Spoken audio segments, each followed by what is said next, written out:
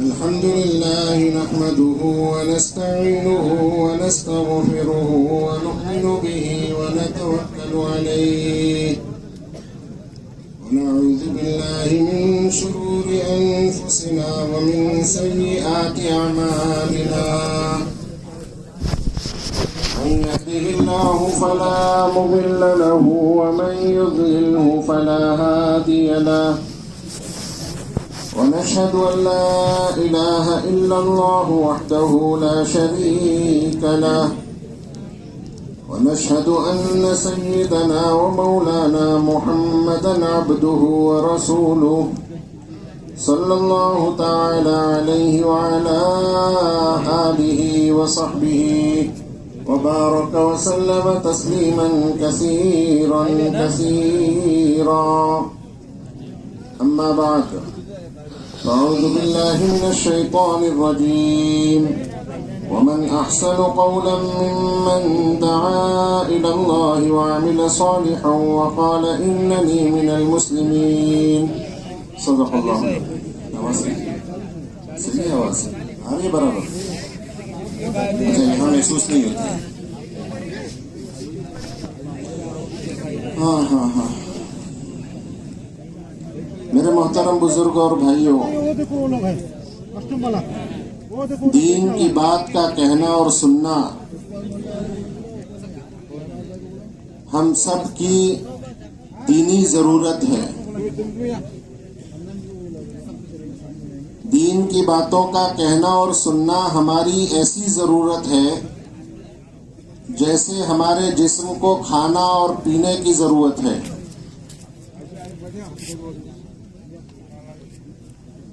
انسان کے جسم کو غذا کی ضرورت ہے. اگر وہ کھانا نہ کھائے تو بیمار ہو جائے گا.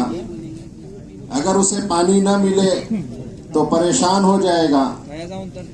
اگر اسے ہوا نہ ملے تو زندہ نہیں رہ سکے گا. جیسے انسان کے جسم کو ہوا کی، کھانے کی، پانی کی ضرورت ہے، ویسے ہی ہمارے دلوں کو زندہ رہنے کے لیے قرآن کی، حدیث کی باتوں کی اور علم نبوت کی ضرورت ہے. اگر دل کو اور روح کو قرآن کی باتوں کی غذا نہ ملی، حدیث کی غذا نہ ملی، اللہ کے تذکرے ہم نے نہ سنے نہ کہے، تو پھر ہمارے جسم جس طرح کھانے کے نہ ملنے سے جسم کمزور ہو جاتا ہے، اسی طرح دلوں کو قرآن حدیث کی غذا نہ ملنے سے دل مردہ ہو جاتے ہیں. کیا مطلب مردہ ہو جاتے ہیں؟ کہ جیسے مردے کو کوئی اثر نہیں ہوتا، مردہ جسم ہے، اس کو سوئی چبھو، اس کو چھری لگاؤ، اس مردے جسم کو احساس نہیں ہوتا، اسے کوئی درد محسوس نہیں ہوتا. ایسے ہی جب ایک لمبے زمانے تک دلوں کو اللہ کے ذکر کی غذا نہیں ملتی، اللہ کے تذکرے نہیں ہوتے، ایمان کی دعوت سے یہ دل نہیں گزرتے، تو پھر یہ دل مردہ ہو جاتے ہیں. اور پھر اس مردے دل پر خیر کی باتوں کا اثر نہیں ہوتا. یہ علامت لکھی ہے کتابوں میں دلوں کے مردہ ہو جانے کی، کہ قرآن کی باتوں کا اثر، حدیث کی باتوں کا اثر اس کے دل پر نہیں ہوتا. اس کے دل سے آخرت کی یاد ختم ہو جاتی ہے، اس کا دل مردہ ہو جاتا ہے. صحابہ کے دل ایمان کی دعوت کی وجہ سے زندہ تھے. اللہ کے تذکرے، اللہ کی بڑائی، اللہ کی قدرت، اللہ کی ربوبیت کے تذکروں کو سن کر صحابہ کے دل ایسے زندہ ہو گئے تھے کہ پھر قرآن کی ایک آیت ان کے دلوں پر ایسی اثر کرتی تھی کہ وہ حرام اور وہ شراب جو صحابہ کی گھٹیوں میں ملا ہوا تھا، صدیوں سے جو ان کی نسلوں میں چلا آ رہا تھا، ان کے گھروں پر شراب کے برتن بھرے ہوئے رکھے رہتے تھے، لیکن پھر دل اثر لینے والا بنا، ایمان کے تذکروں سے، دین کی مجلسوں سے، اللہ کے نبی کے پاس بیٹھ کر آخرت کے تذکروں کو سن کر ان کے دلوں نے ایسی زندگی پائی، ایسی حیات پائی کہ پھر قرآن کی ایک آیت سن کر یہ حرام چھوڑنا ان کے لیے آسان ہو گیا۔ جب شراب کی حرمت نازل ہوئی ہے تو صحابہ نے اس طرح شراب چھوڑ دی، اس طرح حرام کو چھوڑ دیا کہ جس کے ہاتھ میں تھی اس نے چھوڑ دیا، جس نے پی لی تھی، جس کے منہ میں تھی اس نے نکال دیا، اور جس نے ابھی ابھی پی تھی اس نے طے کر دیا کہ کیا معلوم اللہ کا حکم کب نازل ہوا تھا۔ اپنے گھروں میں شراب کے مٹکوں کو توڑ دیا کہ اللہ نے اس کو حرام کر دیا۔ پردے کی آیتیں نازل ہو گئی، پردے کی آیتیں نازل ہو گئی کہ پردہ فرض ہو گیا ہے۔ ایمان والی عورتوں سے کہہ دو کہ اب وہ بغیر پردے کے، بغیر چادر کے اپنے گھروں سے نہ نکلے۔ جیسے ہی اللہ کا حکم سنا، جو جہاں تھی، جو عورت جہاں تھی وہیں رک گئی، پردے کا اہتمام کر لیا، اپنے آپ کو چادر میں ڈھانک لیا کہ میرے رب کا حکم آ گیا ہے۔ دل زندہ تھے، اللہ کے حکم، نبی کے حکموں کو پورا کرنا ان کی زندگی کا شیوا بن گیا تھا۔ کیوں؟ کیونکہ قرآن کی باتوں سے، آخرت کے تذکروں سے، دین کی اس طرح کی مجلسوں کے ذریعے دلوں کو اس کی غذا پہنچائی گئی تھی۔ یہی تو بات ہے۔ حضرت حنظلہ رضی اللہ تعالیٰ عنہ کہنے لگے، نافق الحنظلہ، نافق الحنظلہ، ارے حنظلہ تو منافق ہو گیا، حنظلہ تو منافق ہو گیا۔ حضرت ابو بکر صدیق رضی اللہ تعالیٰ عنہ نے جملہ سنا، کہنے لگے کیا کہہ رہے ہو، یہ تو بہت سخت بات ہے، منافق ہونا تو بہت خطرے کی بات ہے۔ ان المنافقین فی الدرک الاسفل من النار، کہ منافقین کو تو، کہ جو جھوٹے ایمان والے ہیں، جو دکھاوے میں حق پر ہیں اور اندر سے اللہ کے دین کے خلاف ہیں، ایسے نفاق والوں کے لیے تو اللہ نے جہنم کا سب سے نچلا درجہ، سب سے خطرناک درجہ ان منافقین کے لیے رکھا ہے۔ نفاق تو بہت بری صفت ہے۔ ایمان اور نفاق کیسے جمع ہوگا؟ حضرت ابو بکر صدیق فکر میں پڑ گئے، ارے حنظلہ کیا کہہ رہے ہو، نافق الحنظلہ ہے، حنظلہ منافق ہو گیا؟ کہنے لگے ہاں، جس کے پاس کچھ ہوتا ہے اسے اس کے لٹنے کا ڈر ہوتا ہے، جس کے گھر میں خزانہ ہوتا ہے وہ تالے لگا کر سوتا ہے، جس کے گھر میں قیمتی سامان ہوتا ہے وہ اس کی حفاظت کا انتظام کرتا ہے، جس کے جیب میں پیسے ہوتے ہیں وہ باہر نکلتا ہے تو بار بار اپنے جیب پر ہاتھ رکھتا رہتا ہے کہ کہیں میری قیمتی چیز گم نہ ہو جائے۔ اور جس کے پاس ہو ہی نہ، جس کے پاس کچھ ہو ہی نہ، تو وہ بے فکرہ ہوتا ہے۔ کیوں؟ کچھ ہے ہی نہیں تو لوٹے گا کیا؟ صحابہ ایمان کے اعتبار سے خزانوں والے تھے، صحابہ آخرت کے اعتبار سے مالدار تھے، یقین کی دولت سے ان کے دل بھرے ہوئے تھے، اس لیے ہر وقت اپنے ایمان کے بارے میں خوف زدہ ہوتے تھے، اپنے اوپر نفاق کا خطرہ محسوس کرتے تھے، کہیں ایمان کی دولت لٹ تو نہیں جائے گی۔ آج ہم جتنے بے فکرے ہیں ایمان سے، کیوں؟ کیونکہ محنت کر کے ایمان اور یقین کی دولت حاصل ہی نہیں کی۔ قالت الاعراب آمنا، چند لوگ آئے اللہ کے نبی کے پاس آ کر کہا کہ ہم ایمان لے آئے۔ قل لم تؤمنوا، اللہ نے کہا کہ آپ کہیے ان کو کہ تم ایمان نہیں لائے، ولیکن قولوا اسلمنا، ابھی تو تم یوں کہو کہ ہم اسلام میں داخل ہوئے ہیں، ولما يدخل الایمان فی قلوبکم، ابھی تو ایمان تمہارے دلوں میں اترا نہیں ہے۔ ایک ہے میرا اسلام میں داخل ہونا، ایک ہے اسلام کا میری زندگی میں داخل ہونا، ایک ہے میں اللہ کے دین کو قبول کروں، اور ایک یہ ہے کہ اس دین کی سچائی، اس کی حقیقت اور اس کی وہ لذت اور اس کی وہ حقیقت میرے دل میں اتر جائے۔ فرمایا ایسا مت کہو کہ ہم ایمان والے ہو گئے، ابھی تو تم اسلام میں داخل ہوئے ہو۔ وَلَمَّا يَدْخُلِ الْإِيمَانُ فِي قُلُوبِكُمْ، ابھی ایمان کی حقیقت اور چاشنی تمہارے دلوں میں اتری نہیں ہے، کیونکہ ایمان دلوں میں اترتا ہے محنت سے،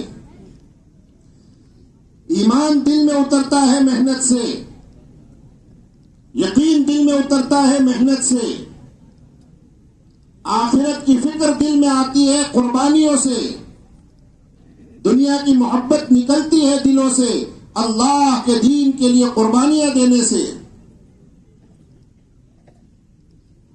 نہ ہلدی لگے نہ پھٹکری اور رنگ آوے چوکھا، ایسا نہیں ہوتا۔ نہ کچھ کرنا پڑے، نہ دین کے لیے قربانی دیں، نہ دین سیکھنے کے لیے گھر بار چھوڑیں، نہ اللہ کے دین کو زندہ کرنے کی محنت کریں، نہ اپنی جان اور مال اللہ کے دین کے تقاضوں پر خرچ کریں، اور پھر میری زندگی میں بھی دین آ جائے اور پورے عالم میں اللہ کا دین زندہ ہو جائے۔ ای خیالست و محالست و جنو، یہ دیوانگی کی باتیں ہیں، ایسا نہیں ہوتا، ایسا نہیں ہوتا۔ صحابہ ایمان کے جس معیار پر پہنچے، صحابہ ایمان اور اعمال کے جس کمال پر پہنچے کہ اللہ نے کہا آمنو کما آمن الناس، ایسا ایمان لاؤ جیسے کہ یہ لوگ ایمان لائے ہیں۔ علماء نے اس کی تشریح کی، ناس سے مراد صحابہ ہیں، جیسے صحابہ ایمان لائے ہیں ویسا ایمان معتبر ہے۔ ایک ایمان ہے ایمان موجود، ایک ایمان ہے ایمان موجود، وہ ایمان، وہ یقین، وہ ہلکی سی یقین کی کیفیت جو ہمارے دلوں میں موجود ہے، ایک وہ ایمان ہے، اور ایک ایمان ہے ایمان مطلوب، وہ ایمان جو اللہ ہم سے چاہتے ہیں، وہ یقین کی مایا جو اللہ ہم سے چاہتے ہیں، وہ ایمانی کیفیت جو اللہ کو مطلوب ہے۔ اللہ کے وعدے ایمان موجود پر نہیں، اللہ کے تمام وعدے ایمان مطلوب پر پورا ہوں گے۔ ہمیں سوال ہوتا ہے کہ بھائی ہم بھی ایمان والے ہیں، اللہ نے قرآن میں کتنے وعدے کیے ہیں؟ ان الذین آمنوا وعملوا الصالحات، الا الذین آمنوا وعملوا الصالحات، قرآن میں کتنی جگہ اللہ نے ایمان اور اعمال پر بڑے بڑے وعدے کیے ہیں۔ وَأَنْتُمُ الْأَعْلَوْنَ إِن كُنتُم مُؤْمِنِينَ، اللہ کہتے ہیں تم ہی سربلند رہو گے، تم ہی کامیاب رہو گے، تم ہی عزت کو پہنچو گے بشرطے کہ تم ایمان والے ہو۔ وَلِلَّهِ الْعِزَّةُ وَلِرَسُولِهِ وَلِلْمُؤْمِنِينَ، عزت اللہ کے لیے، عزت اللہ کے رسول کے لیے، عزت ایمان والوں کے لیے۔ عزت اللہ کے خزانوں سے چلتی ہے، رسول کے راستے سے ہوتے ہوئے ایمان والوں کو ملتی ہے۔ اللہ کی مدد، اللہ کی نصرت، اللہ کی قدرت ایمان اور اعمال کے ساتھ ہے۔ سوال یہ ہوتا ہے کہ میں بھی تو ایمان والا ہوں، میری زندگی میں بھی تو کچھ اعمال موجود ہیں، میرے ساتھ اللہ کی مدد، اللہ کے وعدے کیوں نہیں پورے ہو رہے ہیں؟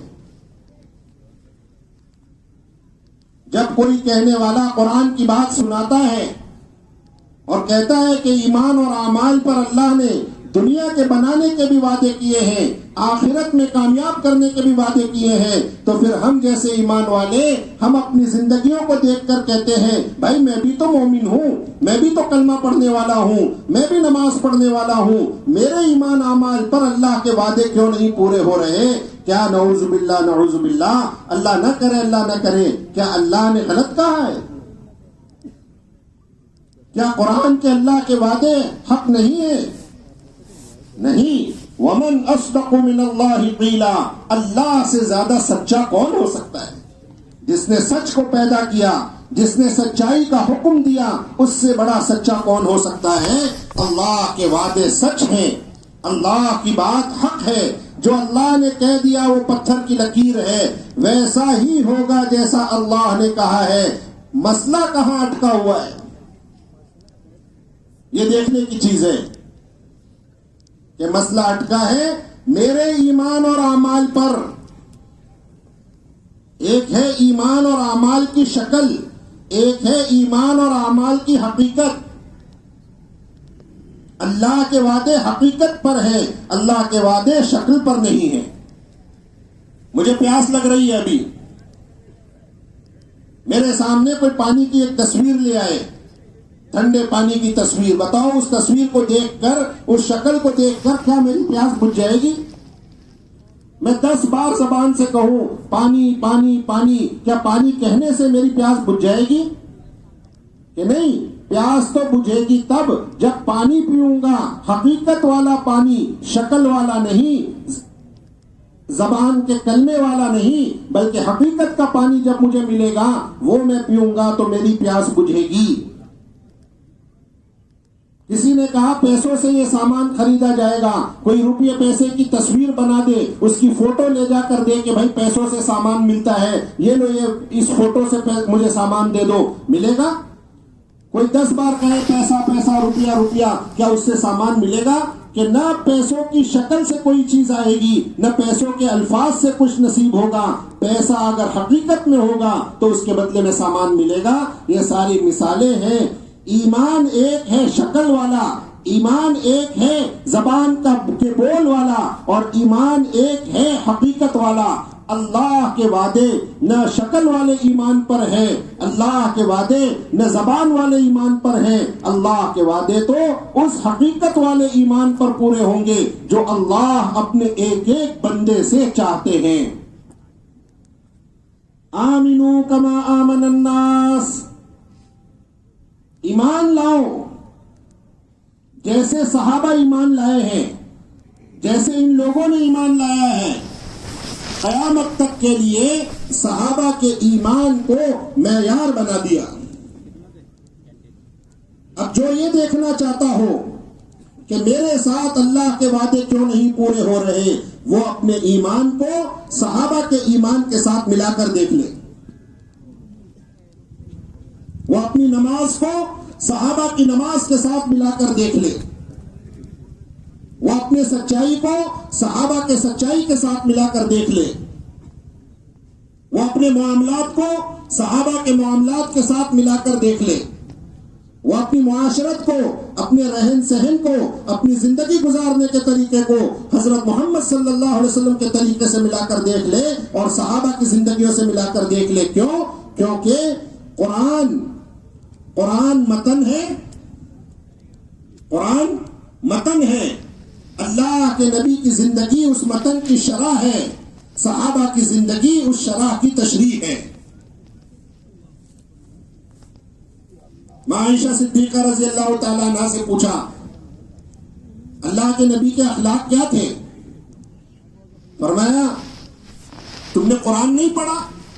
جو کچھ قرآن میں ہے وہ اللہ کے نبی کی زندگی میں ہے، قرآن میں جو کچھ ہے وہ اللہ کے نبی کی عملی زندگی میں ہے، اور حضور کی زندگی میں جو کچھ ہے وہ حضور نے ایسی تربیت کی صحابہ کی، اپنے ساتھ رکھ کر ایمان اور اعمال کی محنت سے گزار کر ایسا بنایا کہ رہتی دنیا تک قیامت تک ما انا علیہ واصحابی، حق کا معیار بنا دیا کہ اگر کوئی حق کے راستے پر چلنا چاہتا ہے اس کے لیے معیار اللہ کے نبی اور صحابہ کی زندگی ہے۔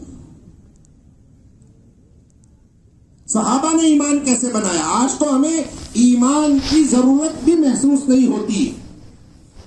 کسی ایمان والے سے کہو بھائی چلو ایمان کی محنت میں لگو، آ جاؤ بھائی کچھ دیر ایمان کی بات کریں، آؤ ایمان کی محنت کریں، تو وہ کہتا ہے بھائی میں تو ایمان والا ہوں، مجھے کیا ایمان کی محنت کرنا، میں تو ایمان والا ہوں۔ ایمان کی دعوت تو غیروں کے لیے ہے، ایمان والے کے لیے ایمان کی کیا دعوت؟ حقیقت میں ایمان کے کلمے کی سب سے پہلی ضرورت ایمان والے کو ہے۔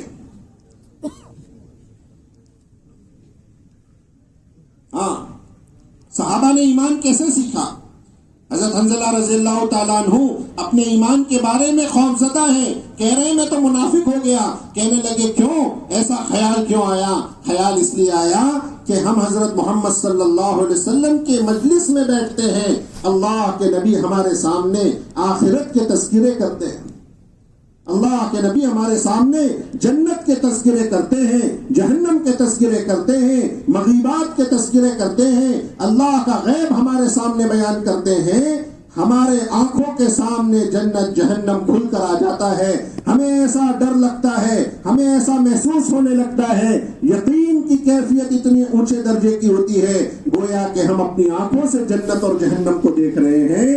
یہ ہماری کیفیت حضور کی مجلس میں ہوتی ہے۔ پھر ہم جب وہاں سے واپس آتے ہیں، اپنے بیوی بچوں میں لگتے ہیں، اپنے کاروبار میں لگتے ہیں، بیوی بچوں کے ساتھ ہنسی کھیل میں لگتے ہیں، تو ہماری وہ کیفیت ختم ہو جاتی ہے، ہماری وہ کیفیت ختم ہو جاتی ہے۔ یہی تو نفاق ہے۔ نبی کی مجلس میں کیفیت کچھ اور ہے، گھر آ کر دل کا حال کچھ اور ہے۔ اسی کو صحابہ نفاق سمجھ رہے ہیں۔ اللہ اکبر۔ میں نے کہا نا، جس کے پاس خزانہ ہوتا ہے اس کو اس کے لٹنے کا ڈر ہوتا ہے۔ اللہ ہمیں معاف کر دے، اللہ ہمیں معاف کر دے۔ آج ہمارے پاس وہ حقیقی ایمان نہیں ہے، اس لیے ہم بڑے سے بڑے گناہ کر کے، ایمان کی خلاف حرکتیں کر کے، نبی کے دین کے خلاف حرکتیں کر کے، کبھی دل میں خیال تک نہیں آتا کہ کہیں میں منافق تو نہیں ہو گیا۔ ہاں، اللہ اکبر۔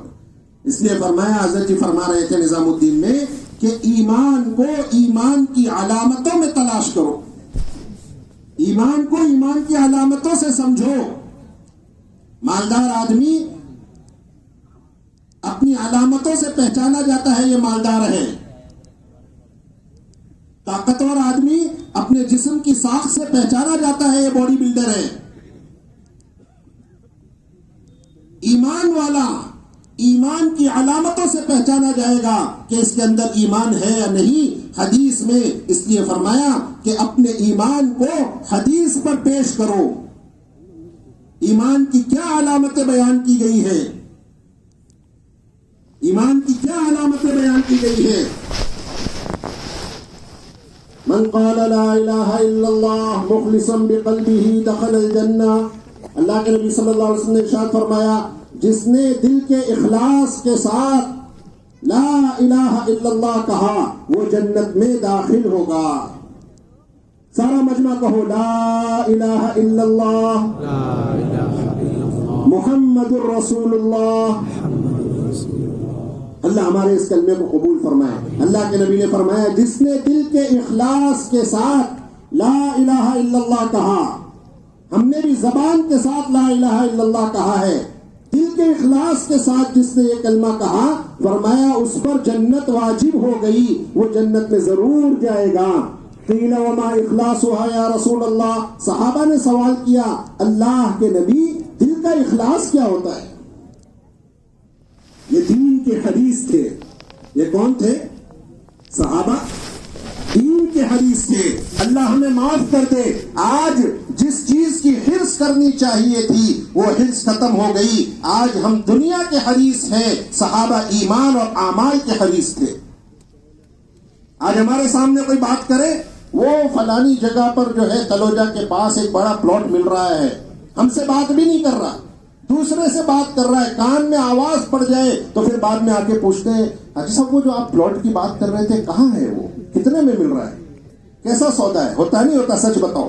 ہم سب کا حال یہ ہے، ہمیں دنیا کے نفع کی کوئی چیز ملتی ہے، ہم فوراً پوچھنے لگتے ہیں، کیا ہم نے کبھی اپنے زندگی کے ایمان اور اعمال کو مفتیان کرام پر، علماء کے سامنے پیش کیا، اپنے رہبروں کے سامنے پیش کیا کہ مولوی صاحب میرے گھر میں شادی آ رہی ہے، آپ مجھے یہ بتائیے کہ حضرت محمد صلی اللہ علیہ وسلم کا شادی کرنے کا کیا طریقہ تھا؟ ہم کہتے ہیں بھائی ہماری برادری کا یہ طریقہ ہے، ہماری قوم میں ایسا ہی ہوتا ہے۔ کیا کہتے ہیں؟ ہماری قوم میں ایسا ہی ہوتا ہے، ہماری برادری میں ہمارے یہاں یہی چلتا ہے۔ اگر کسی کے برادری کا، قوم کا قانون اللہ اور اس کے رسول کے قانون کے خلاف ہے اور پھر وہ اللہ رسول کے قانون کو ٹھکرا کر اپنی قوم برادری کے پیچھے چل رہا ہے، تو اپنے ایمان کی خیر منائے کہ تو نے اپنی قوم کا کلمہ پڑھا ہے یا تو نے اللہ اور اس کے رسول کا کلمہ پڑھا ہے۔ مسلمان کس کا نام ہے؟ مسلمان کسی قوم کا نام نہیں، کسی برادری کا نام نہیں، کسی ذات پات کا نام نہیں۔ الاسلام گردن نہادن، اسلام کس چیز کا نام ہے؟ اپنے آپ کو سرنڈر کر دینے کا نام، اپنے آپ کو اللہ کے سپرد کر دینے کا نام، اپنے آپ کو اللہ کی مرضیوں پر، اللہ کی مرضی پر قربان کرنے کا نام اسلام ہے۔ اللہ ہمیں وہ اسلام کی حقیقت نصیب فرمائے۔ حضرت شیخ رحمۃ اللہ علیہ نے لکھا ہے نا، ایک اللہ والے نے غلام خریدا، غلام خرید کے لے گئے، اس غلام کو کہا بھائی تو کیا کھائے گا، تیرے کھانے کا کچھ انتظام کر دوں؟ وہ کہنے لگا آقا جو کھلا دو کھا لوں گا۔ اچھا تو کیا پہنے گا، تیرے پہننے کا کچھ انتظام کر دوں؟ آقا جو پہنا دو کہ پہن لوں گا۔ اچھا تو کہاں سوئے گا، تیرے سونے کا انتظام کر دوں؟ آقا جہاں سلا دو سو جاؤں گا۔ وہ کہنے لگے بھائی تو عجیب آدمی ہے، جو کھلاؤ کھا لوں گا، جو پہناؤ پہن لوں گا، جہاں سلاؤ سو جاؤں گا، تیری اپنی بھی کوئی چاہت اور مرضی ہے کہ نہیں؟ وہ کہنے لگا آقا غلام، میں غلام ہوں، غلام کہتے ہی اسے ہیں جس کی اپنی کوئی چاہت اور مرضی نہیں ہوتی، اس نے اپنی ہر چاہت اپنے آقا کے حکم پر قربان کی ہوئی ہوتی ہے۔ وہ اللہ والے رونے لگے اور کہنے لگے بھائی تو نے تو مجھے اللہ کے ساتھ بندگی کا حق سکھا دیا، تو نے تو مجھے اللہ کے ساتھ بندگی کا حق سکھا دیا۔ تو ایک انسان کا غلام ہو کر تجھے یہ احساس اور تصور ہے کہ یہ میرا آقا ہے، میں اس کا غلام ہوں، میں اس کے ہر حکم کے سامنے اپنے آپ کو فنا کر دوں گا، میری اپنی کوئی خواہش نہیں، میری اپنی کوئی مرضی نہیں، جو میرا آقا کہے گا وہ میں کروں گا۔ تو ایک انسان کا غلام ہو کر تیرے اندر یہ خیال اور تصور ہے میں بھی تو احکم الحاکمین رب العالمین کا غلام ہوں، میں نے اپنے اللہ کو اپنا رب مانا ہے، میں نے اللہ کو اپنا پالنہار مانا ہے، میں نے اللہ کو اپنا مالک مانا ہے، میں نے اللہ کو اپنا خالق مانا ہے، میں نے کلمے میں اقرار کیا ہے لا الہ الا اللہ، لا الہ الا اللہ، اللہ کے سوا کوئی عبادت کے لائق نہیں، اللہ کے سوا کوئی کارساز نہیں، اللہ کے سوا کوئی کام بنانے والا نہیں، اللہ کے سوا کوئی نفع دینے والا نہیں، اللہ کے سوا کوئی نقصان پہنچانے والا نہیں۔ عزت دینے والی ذات صرف اللہ کی ہے، ذلت دینے والی ذات صرف اللہ کی ہے۔ وَتُعِزُّ مَن تَشَاءُ وَتُذِلُّ مَن تَشَاءُ بِيَدِكَ الْخَيْرُ إِنَّكَ عَلَى كُلِّ شَيْءٍ قَدِيرٌ۔ تو جسے چاہے عزت کی چوٹیوں پر بٹھا دے، تو جسے چاہے ذلت کے گڑھوں میں گرا دے، اللہ چاہے تو قید خانوں سے نکال کر مصر کا بادشاہ بنا دے، اللہ چاہے تو حکومت کی کرسیوں پر بٹھا کر اللہ ذلت کے گڑھوں میں گرا دے۔ اللہ کو اپنا رب مانا ہے، جب اللہ کو مان لیا تو اللہ کی ماننا، اسی لیے لا الہ الا اللہ کے بعد محمد الرسول اللہ یہ کلمے کا دوسرا حصہ ہے کہ اللہ کو مانا ہے تو اللہ کی مانو، اللہ کو مانا ہے تو اللہ کی مانو۔ اللہ کی ماننے کا راستہ کیا ہے، اللہ کی ماننے کا طریقہ کیا ہے؟ اللہ تو نظر نہیں آ رہے تو اللہ کو کیسے مانیں گے؟ اللہ کی ربوبیت کا حق ادا کیسے کریں گے؟ اللہ کی خالقیت کا حق کیسے ادا کریں گے؟ اللہ کی ملوکیت کا حق کیسے ادا کریں گے؟ کہ اس کے لیے طریقہ اور ضابطہ محمد الرسول اللہ، محمد صلی اللہ علیہ وسلم کی زندگی ہے۔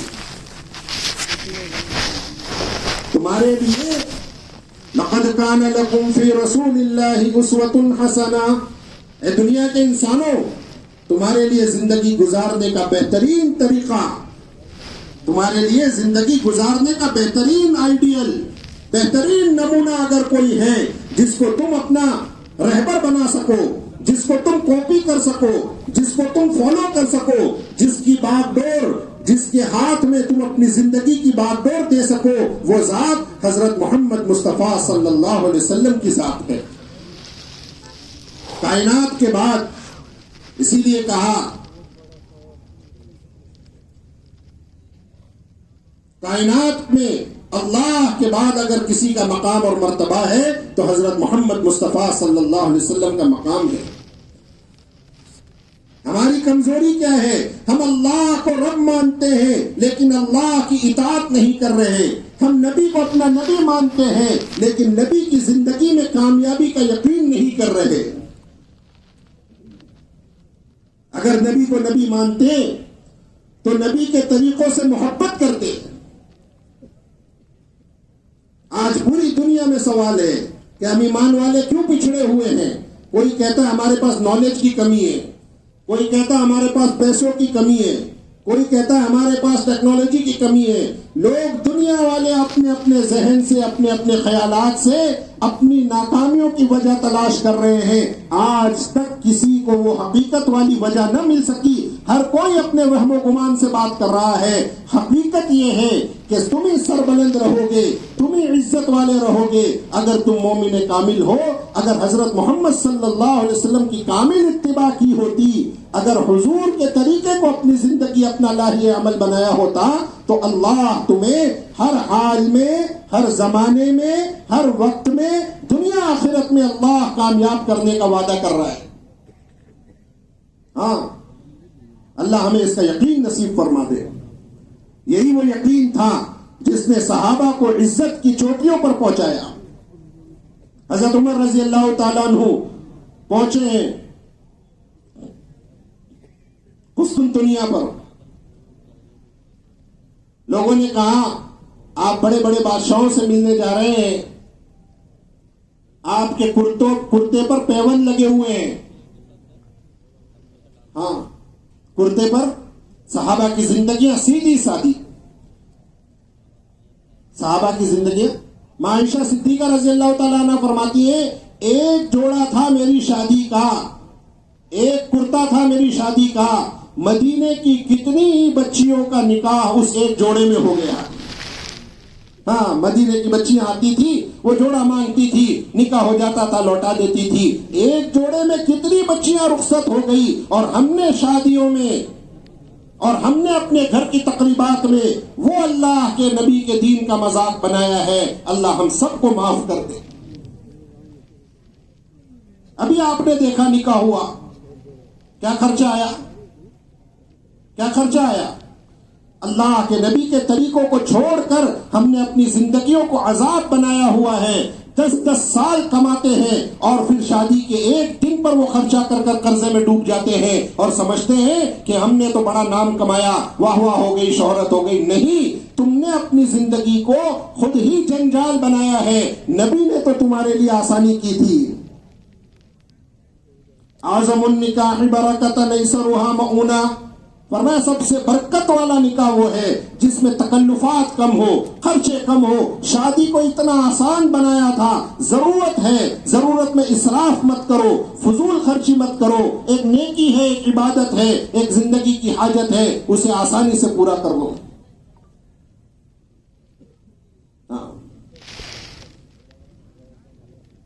حضرت عمر رضی اللہ عنہ کے کرتے پہ پیون لگے ہوئے. پیون سمجھ رہے؟ کہیں سے کپڑا پھٹ گیا، کہیں سے کپڑا پھٹ گیا، اس پہ دوسرا کپڑا لگا لیا یا اس پر چمڑے کا پیون لگا لیا. کیوں؟ آج جن چیزوں کو ہم عزت اور شرافت سمجھتے ہیں ان چیزوں کو صحابہ عزت اور شرافت کا سامان نہیں سمجھتے تھے. انہوں نے حضور کی تربیت میں رہ کر سیکھا تھا کہ عزت کا راستہ کیا ہے. کسی نے کہا آپ بڑے بڑے بادشاہوں کے سامنے جا رہے ہیں، مسلمانوں کے امیر ہیں، آپ اس لباس کو بدل لو اور ایک خچر کی سواری چھوڑو، آپ کے لیے بہترین گھوڑا منگایا گیا ہے، بہت لمبا چوڑا، جس پر آپ بیٹھو، شان لگے گی، ایسا محسوس ہوگا مسلمانوں کا ذمہ دار آ رہا ہے، آپ کی ایک شان محسوس ہوگی.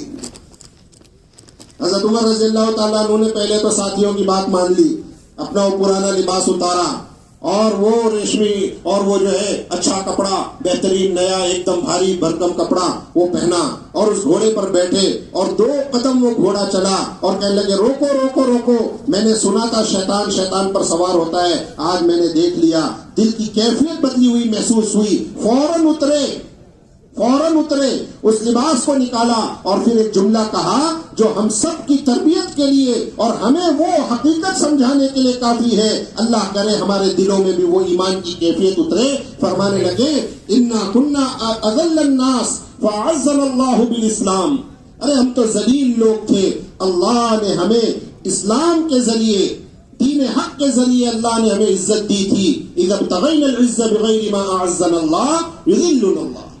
اگر اللہ نے جس راستے سے عزت دی تھی اس راستے کو چھوڑ کر ہم نے عزتیں کسی اور طریقے میں تلاش کرنے کی کوشش کی، اللہ ہمیں ذلیل کر دیں گے.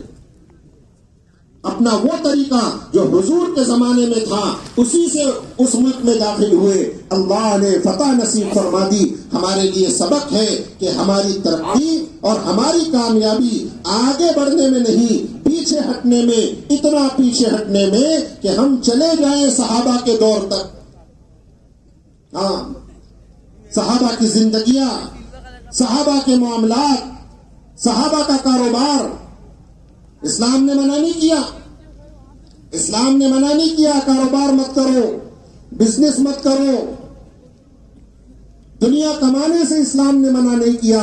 لیکن اس دنیا کے کمانے میں حرام سے، اللہ کے حکموں کو توڑنے سے، اللہ کی نافرمانی کرنے سے روکا ہے.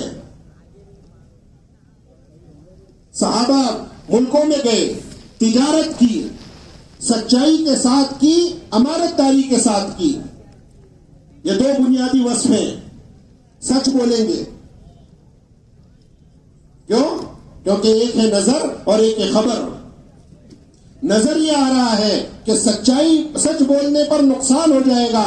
خبر یہ ہے کہ الصدق ینجی، سچائی نجات دیتی ہے اور جھوٹ ہلاک کرتا ہے. خبر اللہ کے نبی کی یہ ہے، خبر یہ ہے. اور نظر کیا ہے؟ نظر یہ ہے کہ اگر سچ بول دیا تو اتنا نفع ہونے والا تھا وہ نقصان میں بدل جائے گا. اب نظر اور خبر کا مقابلہ ہے. ایمان کیا ہے؟ ایمان یہ ہے کہ جو نظر آ رہا ہے اپنے نظر کی کو جھٹلا دے اور خبر پر یقین کرے. یہ ایمان کی وہ کیفیت ہے.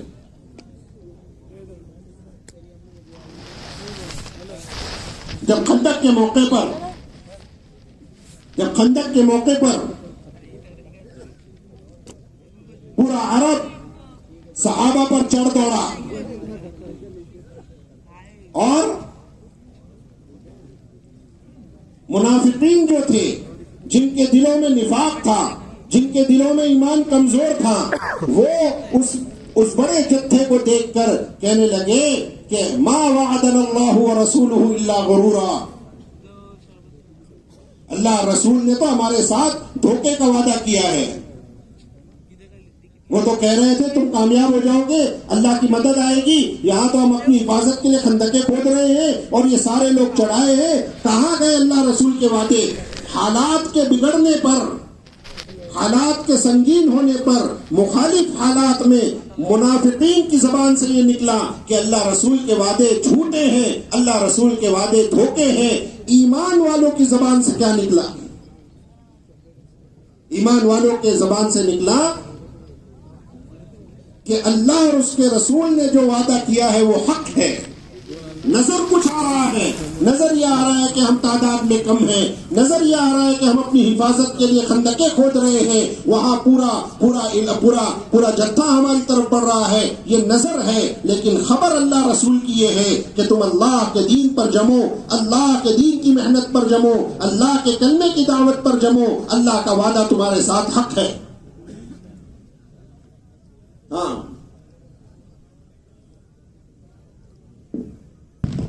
ایمان کو ایمان کی علامتوں سے دیکھو. جس نے اخلاص کے ساتھ لا الہ الا اللہ کہا وہ جنت میں داخل ہو جائے گا. پوچھا ما اخلاصھا، اللہ کے نبی کلمے کا اخلاص کیا ہے؟ فرمایا ان تحجزہ عن محارم اللہ. کلمے کا اخلاص یہ ہے کہ یہ کلمہ اس کو حرام کاموں سے روک دے. یہ کلمہ اس کو، اگر یہ ایمان کا کلمہ مجھے حرام کاموں سے نہیں روک رہا تو مجھے ڈرنے کی ضرورت ہے. اس حدیث کی روشنی میں اپنے ایمان کا تھرمامیٹر لگانے کی ضرورت ہے. بخار ناپتے ہیں تھرمامیٹر لگا کے, کتنی ڈگری بڑھی, کتنی کم ہوئی. ایمان کا تھرمامیٹر ایمان کی علامتیں ہیں. حدیث میں تلاش کرو. اللہ کے نبی نے پوچھا, اللہ کے نبی سے صحابہ نے پوچھا, اللہ کے نبی مومن بزدل ہو سکتا ہے؟ کہا ہاں ہو سکتا ہے. بزدل ہونا, ڈرپوک ہونا ہو سکتا ہے. کیوں؟ کیونکہ کچھ لوگوں کو اللہ نے دل ایسا دیا ہوتا ہے, وہ مشکل حالات میں بھی نہیں گھبراتے. کچھ لوگ ایسے ہوتے ہیں ایک جھنگور دیکھ کر ڈر جاتے. ہوتا ہے دل کسی کے کمزور, کسی کے طاقتور ہو سکتا ہے. کوئی مشکل حالات میں بالکل نہیں گھبراتا, اس کا بی پی ذرا بھی نہیں بڑھتا, اور کوئی ذرا سی زور سی آواز سن کے گھبرا جاتا ہے. ہو سکتا ہے. اللہ کے نبی مومن بخیل ہو سکتا ہے؟ ہاں ہو سکتا ہے. کیوں؟ کچھ لوگ ہوتے ہیں جن کے ہاتھ سے خوب پیسے خرچ ہوتے ہیں. کچھ لوگ ہوتے ہیں ان کے ہاتھ سے پیسہ نکلتا ہی نہیں ہے. ہوتا ہے, وہ اپنی ضرورت پر بھی خرچ نہیں کر پاتے. ہو سکتا ہے. فرمایا اللہ کے نبی مومن جھوٹا ہو سکتا ہے. حضور نے فرمایا نہیں, مومن جھوٹا نہیں ہو سکتا. یہ ایمان کی علامت ہے. میں اپنے ایمان کا جائزہ لوں کہ اگر میری زندگی میں, میرے کاروبار میں جھوٹ ہے, میری انفرادی اجتماعی زندگی میں جھوٹ ہے, اگر جھوٹ بول کر مجھے اللہ یاد نہیں آتے, ہاں گناہ کے وقت اگر مجھے اللہ یاد نہیں آتے, تو یقین جان لو کہ ہمارے دل اللہ کے ذکر سے غافل ہیں. کیونکہ ذکر کی حقیقت کیا ہے؟ اوہو, اللہ ہمیں تمہیں سمجھاتے ہیں. ذکر کی حقیقت کیا ہے؟ ہم نے سمجھا کہ ذکر صرف تسبیح پڑھنے کا نام ہے. ہم نے کیا سمجھا؟ ہاں, ذکر تسبیح پڑھنے کا نام بھی ہے. وہ جو معمولات بتائے جا رہے ہیں نا, صبح میں 3 تسبیح, شام کی 3 تسبیحات, اللہ کرے وہ معمولات ہماری زندگیوں میں اترے. سب سے بڑا ذکر کیا ہے؟ قرآن. سب سے بڑا ذکر کیا ہے؟ اللہ معاف کرے, آج وظائف کی کم ذوق اور شوق بنا ہوا ہے. اتنی تسبیح اتنی 1000 مرتبہ, یہ وظیفہ اتنی 1000 مرتبہ, اور اگر پوچھو قرآن کی تلاوت کتنی ہو رہی ہے, کہ نہیں, قرآن کی تلاوت نہیں ہو رہی. اللہ کا کلام سب سے بڑا ذکر قرآن ہے. قرآن کو پڑھنا اور قرآن کو سمجھ کر پڑھنا, قرآن کو سمجھنا, قرآن کو پڑھنا, قرآن کو سمجھ کر پڑھنا. کتنی افسوس کی بات ہے اگر محبوب کا خط آ جائے اور کسی دوسری زبان میں لکھا ہوا ہو, تو لوگوں کے پاس جا کر پڑھواتے ہیں, بھائی گاؤں سے خط آیا ہے. اب تو خط کا زمانہ ہی ختم ہو گیا, لیکن پہلے چٹھی آتی تھی. ارے بھائی میرے گاؤں سے چٹھی آئی ہے, مجھے پڑھنا نہیں آتا, ذرا پڑھ کے سنا دو کیا لکھا ہے. محبوب کا کلام آ جائے تو اسے سمجھنے کی کوشش کرتا ہے. اللہ کا کلام ہے, اللہ اپنے بندوں سے خطاب کر رہے ہیں, کبھی سمجھنے کی کوشش نہیں کرتے کہ میرے اللہ مجھ سے کیا کہہ رہے ہیں. اس لیے علماء نے کہا کہ کم سے کم وہ صورتیں جو نماز میں پڑھی جا رہی ہے اس کا تو ترجمہ دیکھے, اللہ مجھ سے کیا کہہ رہے ہیں. اپنے علماء کے پاس بیٹھے. اس لیے نظام الدین مرکز سے پوری دنیا میں دعوت دی جا رہی ہے کہ علماء کو چاہیے کہ اپنی مسجدوں میں وقت دیں. مسجد ہے اصل ہدایت اور تربیت کی جگہ. حضرت مولانا الیاس صاحب رحمۃ اللہ علیہ فرمایا کرتے تھے کہ یہ تو حوادث زمانہ کی وجہ سے علم مسجد سے باہر آ گیا, ضروریات زمانہ کی وجہ سے علم مسجد کے باہر چلا گیا, ورنہ اصل علم کی جگہ, تربیت کی جگہ, دلوں کے بدلنے کی جگہ اصل تو مسجد تھی. ہاں, اللہ اکبر. ضدی سے ضدی حق کا انکار کرنے والے کے دل بھی مسجد میں بدل جایا کرتے تھے. اللہ اکبر. طفیل ابن عمرو دوسی رضی اللہ تعالیٰ عنہ کا واقعہ, غالباً وہی نام ہے, طفیل ابن عمرو کا بھی ہے غالباً, واللہ اعلم, میں بھول رہا ہوں. ہاں, کہنے لگے میں جب مکے میں داخل ہوا لوگوں نے مجھے سمجھایا کہ بھائی یہاں ایک آدمی رہتا ہے، اس کی بات مت سننا، وہ جادوگر ہے۔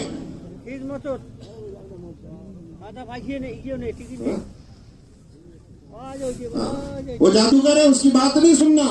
یہ بھی ایک طریقہ ہوتا ہے لوگوں کو حق سے ہٹانے کا، حق والوں کو بدنام کرو، یہ بھی ایک طریقہ ہوتا ہے۔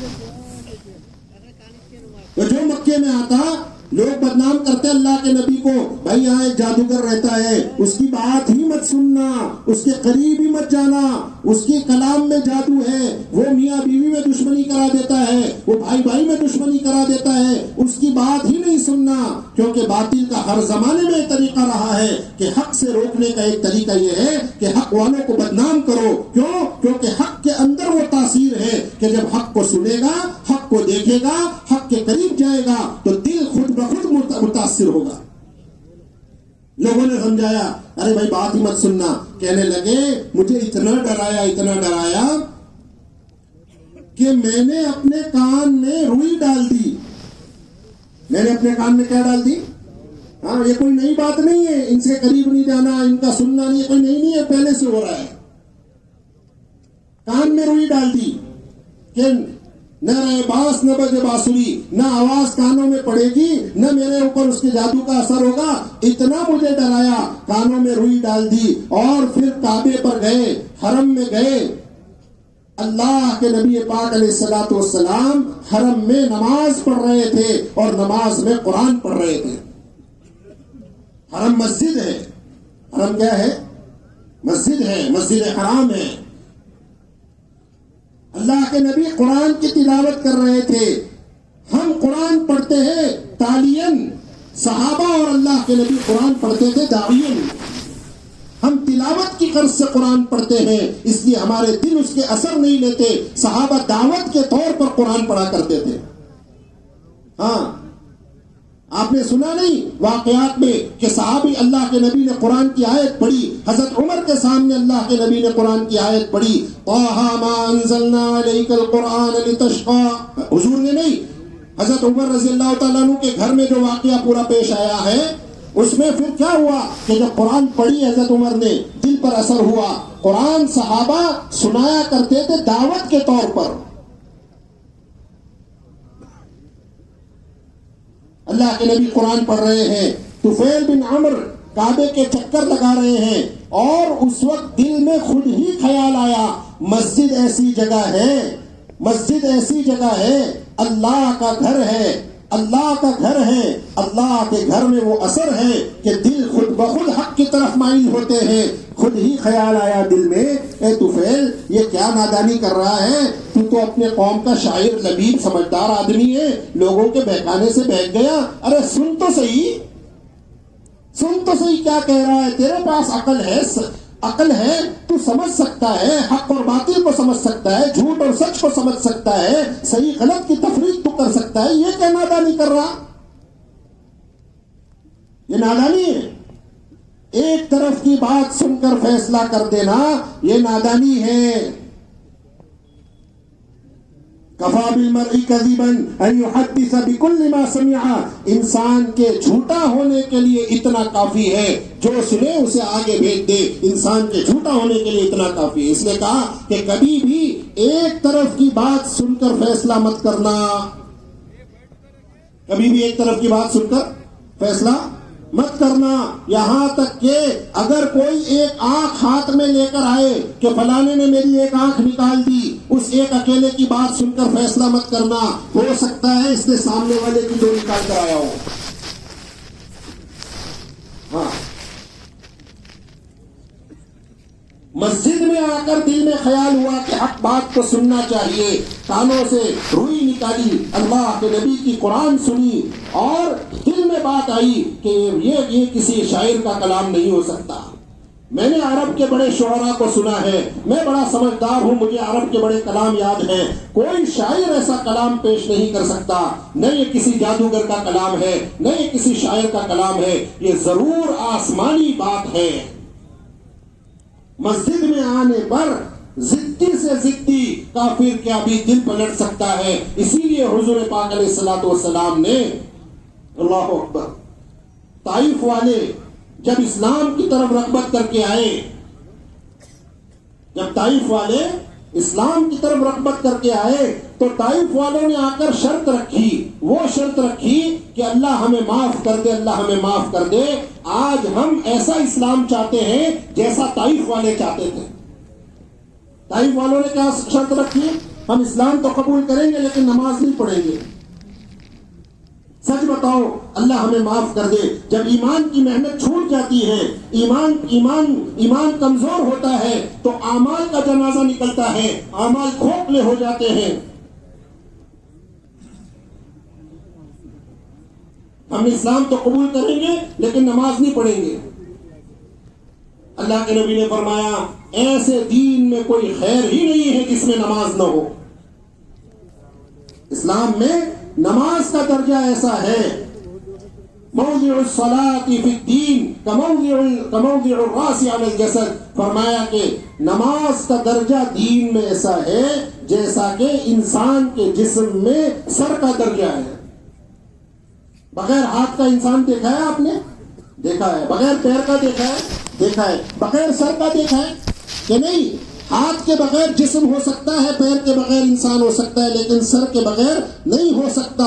فرمایا اسلام میں نماز کا درجہ، ایمان کے بعد نماز کا وہ درجہ ہے کہ جیسے انسان کے جسم میں سر کا درجہ ہے۔ لوگ کہتے ہیں بھائی میں صرف نماز ہی تو نہیں پڑھتا، باقی میں کاروبار میں جھوٹ نہیں بولتا، میں حرام نہیں کرتا، وہ دیکھو وہ فلاں نمازی، وہ نماز پڑھ کر بھی گناہ کرتے ہیں۔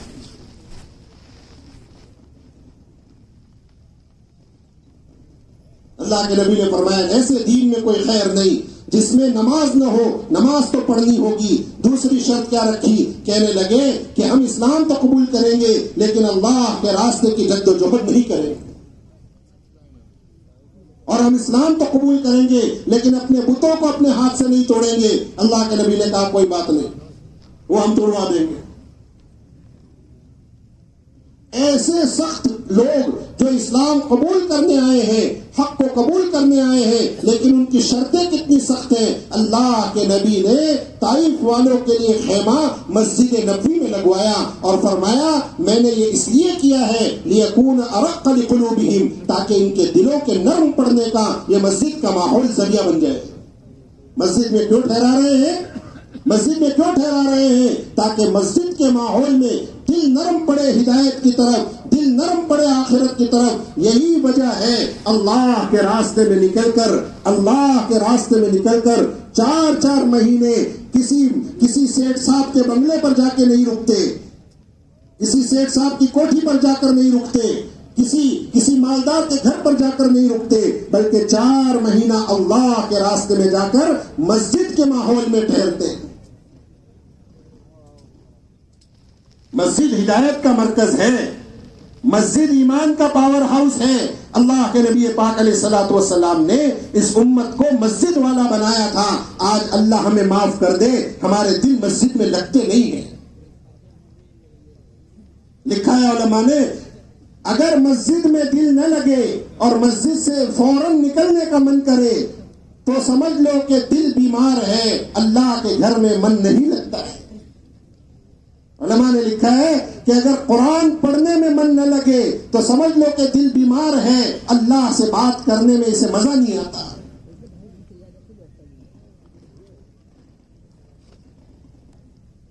اللہ ہمیں اپنی یاد نصیب فرما دے۔ صحابہ نے ایمان اور اعمال محنت سے سیکھا، قربانیوں سے سیکھا، اللہ کے دین کے لیے اپنی جان اور مال قربان کیا، تب جا کر اللہ کا دین ہم تک پہنچا ہے۔ 2 بنیادیں اس امت کو دی تھی، ایک مسجد اور ایک اللہ کے راستے کی نقل و حرکت۔ ایک مسجد اور ایک اللہ کے راستے کی نقل و حرکت۔ صحابہ کے زمانے میں اپنے ہر حاجت کو لے کر صحابہ مسجد کی طرف جایا کرتے تھے، بلکہ صحابہ خود فرماتے ہیں کہ اگر ہوا بھی تیز چل جاتی تو ہم مسجد کی طرف دوڑ جاتے تھے۔ آج میرا تعلق مسجد سے کتنا ہے؟ کیا ہم اپنے دنیا کے مسئلوں کو لے کر جس طرح ہم مخلوق کے دروازے پر جاتے ہیں، کیا اللہ کے دربار میں جا کر پڑھتے ہیں؟ آپ نے یہ تو دیکھا ہوگا کوئی آدمی تیزی سے بھاگ کر جا رہا ہے، رات کو بھاگا چلا جا رہا ہے، بھائی کہاں جا رہے ہو؟ بولے میرے بچے کے پیٹ میں درد ہو رہا ہے، بہت بیمار ہے، بہت تکلیف میں ہے، میں ڈاکٹر صاحب کے لیے پاس جا رہا ہوں۔ ایسے لوگ تو دیکھے ہوں گے، لیکن کوئی دیوانہ ایسا نہیں دیکھا ہوگا جو بھاگے اپنے گھر سے اور کہاں جا رہے ہو؟ میرا بچہ بیمار ہے، میں مسجد میں اللہ کے گھر میں جا رہا ہوں۔ کیوں؟ کیونکہ مخلوق سے اپنی حاجتوں کے پورے ہونے کا یقین ہے، اللہ سے ملنے کا یقین نہیں ہے۔ اعتکاف کیا ہے؟ اعتکاف کیا ہے؟ اعتکاف اللہ کے سامنے اپنی حاجتوں کو لے کر بڑھ جانا ہے۔ اے اللہ، میں اپنی حاجتیں لے کر تیرے دربار میں بڑھ گیا ہوں، میں اس وقت تک یہاں سے اٹھنا نہیں جب تک کہ تو میری حاجتوں کو پورا نہ کرے۔ اللہ کے دربار میں روزہ رکھ کر بڑھ جانے کا نام اعتکاف ہے، اللہ کے در کا بھکاری بننے کا نام اعتکاف ہے۔ ہاں، جو اللہ سے مانگنے والا بنے، پھر اللہ اسے مخلوق کی محتاجگی سے نکال دے۔ ایک اللہ والے مسجد میں تھے، ایک عالم مسجد میں تھے، مسجد حرام میں۔ وقت کا بادشاہ آیا، اس نے دیکھا اللہ والے ہیں، لوگ پہلے اللہ والوں پر خرچ کیا کرتے تھے۔ اس نے کہا حضرت آپ کی کوئی حاجت ہو، کوئی ضرورت ہو تو مجھے بتا دو، میں آپ کی ضرورت پوری کر دوں گا۔ انہوں نے کہا اللہ کے گھر میں تھے مسجد میں، کہنے لگے اللہ کے گھر میں اللہ کے غیر سے کہتے ہوئے شرم آتی ہے۔ اللہ کے گھر میں، اللہ کے دربار میں ہوں، اس کے گھر میں ہوں، اور پھر اس کے سامنے اپنی حاجت کہنے آیا ہوں، اور پھر اللہ کے غیر سے کچھ کہوں، مجھے میرا ایمان گوارا نہیں کرتا۔ وہ بادشاہ بھی سمجھدار تھے، جب دینے والا ہوتا ہے تو پھر وہ بہانے تلاش کرتا ہے۔ وہ بادشاہ مسجد کے دروازے کے باہر جا کر کھڑے ہو گئے کہ حضرت جب مسجد سے باہر نکلیں گے تب بات کروں گا۔ وہ مسجد سے باہر آئے اپنی عبادت پوری کر کے۔ بادشاہ نے کہا حضرت اب تو آپ مسجد سے باہر آ گئے، اب بتائیے آپ کی کوئی ضرورت ہے تو میں پوری کر دوں۔ کہنے لگے ایک اللہ سے کہنے کے بعد اللہ کے غیر سے کہتے ہوئے شرم، اللہ کے گھر میں اللہ کے غیر سے کہتے ہوئے شرم آتی ہے، اور پھر اللہ سے کہہ دینے کے بعد اللہ کے غیر سے کہتے ہوئے شرم آتی ہے۔ میرے بزرگوں، ایک وہ جگہ جہاں سے اس امت کو باندھ کر گئے تھے وہ مسجد تھی، کہ مسجد کے ماحول میں رہ کر صحابہ نے اپنے ایمان کو اتنا سنا، اتنا ایمان پر محنت کی۔ صحابہ کہتے ہیں ہم نے اللہ کے نبی کی مجلسوں میں بیٹھ کر جنت اور جہنم کو اتنا سنا کہ گویا کہ جنت اور جہنم ہماری آنکھوں کے سامنے اگر کھول کر رکھ دیا جائے تو ہمارے ایمان میں ذرے کے برابر کمی زیادتی نہ ہو۔ اللہ کے نبی کے ساتھ بیٹھ کر مسجدوں میں اللہ کے دین کے تقاضوں کو حاصل کیا، اور پھر دوسرا میدان جو اس امت کو عطا کیا وہ نقل و حرکت کا عطا کیا۔ اللہ کے نبی کی مجلسوں میں بیٹھ کر اللہ کے دین کو حاصل کیا، اور اس کے ساتھ ساتھ اللہ کے نبی نے صحابہ کو نقل و حرکت پر ڈالا۔ یہ پیغام دیا کہ تم نبی کی آخری امت ہو، تم آخری نبی کی آخری امت ہو۔ لا نبی بعدی ولا امت بعدکم، میرے بعد کوئی نبی نہیں، تمہارے بعد کوئی امت نہیں۔ پہلے انسان جب بھٹکتے تھے، پہلے انسان جب راستہ بھٹک جاتے تھے، اللہ سے دور ہو جاتے تھے، اللہ اپنے رحم فرماتے اور اللہ نبیوں کو بھیجتے۔ 1.25 لاکھ انبیاء علیہ السلام یہ کے بعد دیگرے اللہ نے انسانوں کو ہدایت کی طرف لانے کے لیے نبیوں کو بھیجا۔ آخری کڑی حضرت محمد مصطفیٰ صلی اللہ علیہ وسلم، آپ پر نبوت اور رسالت کا دروازہ بند کر دیا۔ ما کان محمد نبا احد من رجالکم ولکن رسول اللہ وخاتم النبیین، محمد صلی اللہ علیہ وسلم اللہ کے رسول ہیں اور خاتم النبیین ہیں۔ اب حضور کے بعد کوئی نبی نہیں، کوئی رسول نہیں، حضور کے بعد نبوت کا دروازہ بند ہو گیا۔ اب قیامت تک کوئی نبی نہیں آنے والا، لیکن قیامت تک انسانوں کا سلسلہ جاری رہے گا۔ لوگ روز پیدا ہوتے ہیں، روز دنیا میں انسان آ رہے ہیں، قیامت تک آتے رہے